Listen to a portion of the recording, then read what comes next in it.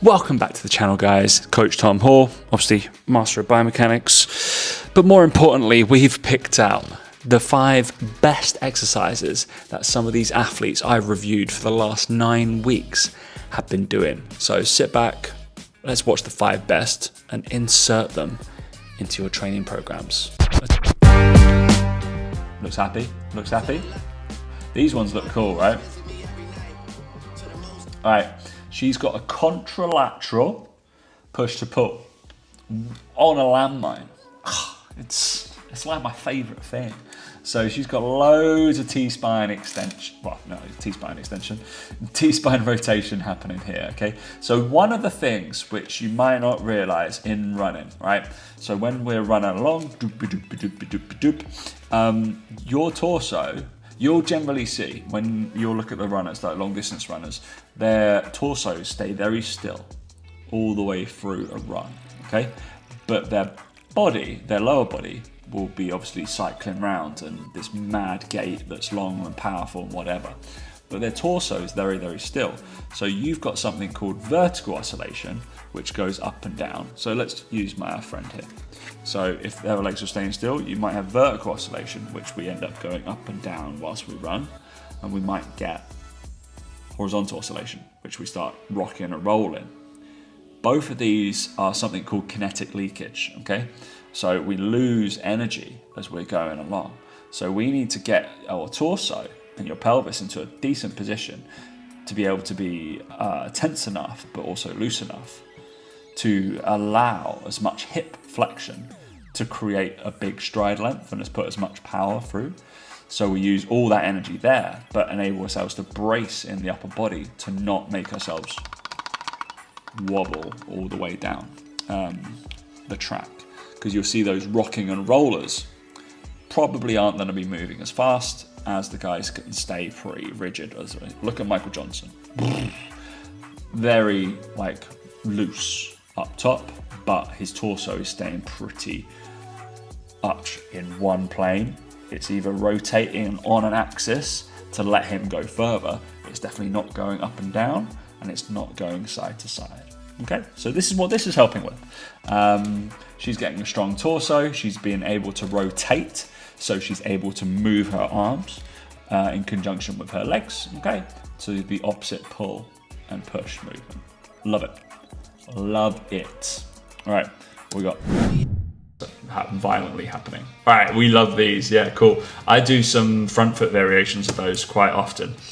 All right, so these are, he's just hanging out there, and let's scroll backwards. So these guys, you'll see that back leg basically jumps. I don't know whether the whole thing jumps, to be fair, whether he's doing a complete drop.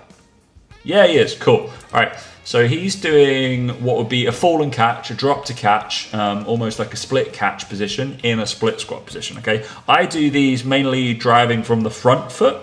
So you're dropping and you're trying to take capacity. You're massively absorbing all that force really quickly. So we'll run it slow. So you'll see both his feet are off the floor there, right?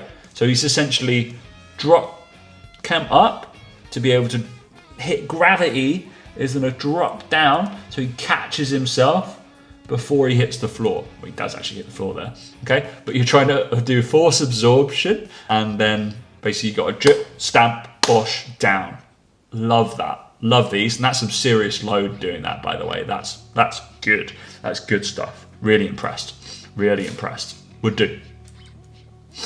Like those. Drop, catch, split squat. I would name that. Believe it or not, my cricketers do those. Quite a few of my athletes do those. Nice. All right. So we have here is her lying down.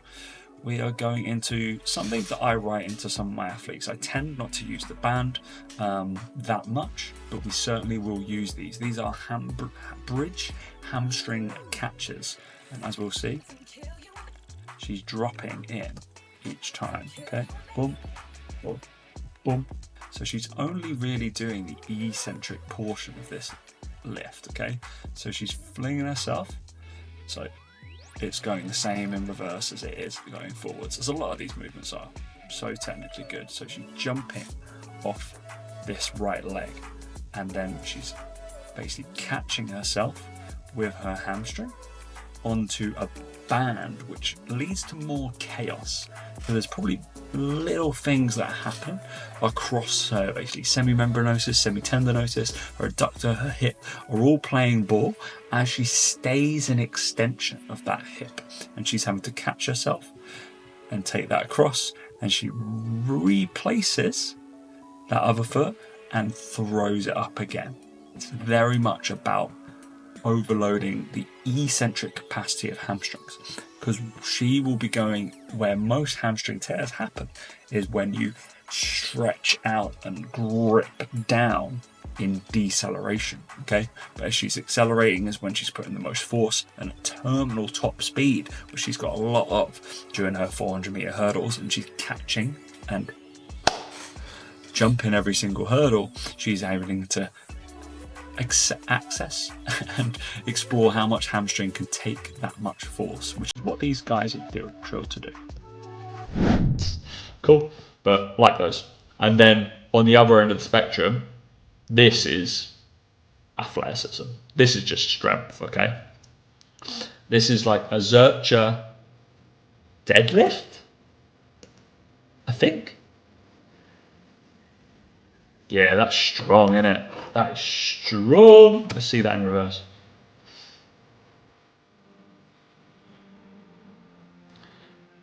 Just getting into this position here, that is adductors screaming, hip capsules absolutely on fire, right? People are going to look at this rounded back posture. He is strong enough to hold there, my friends. The issue is when you are not strong enough to hold the position for a longer amount of time, and his back is rigid and resilient as hell, okay? So fair enough, fair play on the guy, right? So that position is quite something to get out of without any weight. Chest, all that cue would be is like, get your chest up as much as possible. That is what he is doing, because hips are already extended, they're gone, knees are gone, boom, and punch, and he just drops it, I think. He is not interested in getting muscular soreness whatsoever. Look, okay, so just what I mean by that is he probably won't, you're going, oh my god, my back. Concentrically, you're not going to get that sore. It's the eccentric qualities that you'll get sore. So see him when he did that rapid drop, or the rapid drop with his pec stretch or pec position. That rapid eccentric or the elongated eccentric, the down phase of a lift, will get you sore. That's where the tears of muscle fibers happen. The concentric portion, so if you've ever done a sled push, you don't get sore from sled pushing. You get sore from the eccentric slight portion of it, but the pushing of it, you're not getting sore from, because you're just pushing. It's all concentric force. That's why he drops the barbell, which is really cool. All right, and we're back to the beginning. We're not doing Sydney McLaughlin's coach's dress code, are we? So, right, straight in. Lovely. Right, so obviously hurdlers, then it'd be drilling. I think athletic drills for anybody. If you can go do hop series, run series, skip series, any kind of high knee, high heel, butt kicks, all that kind of exchanges, it will dramatically improve you as an athlete, just straight away, right? Or as just a human running around. So through these, she's trying to keep, right? So torso is high. You can see that immediately, okay? So, but if we're quick, we might be able to see it. So in this position, beautiful. Like, look at that, straight down, bosh, straight out, and then this, okay? So really cool on the fact that she is long and strong. She's taken really, everything is in line. This is a beautiful 90 degree, so her hip flexor is driving this guy up.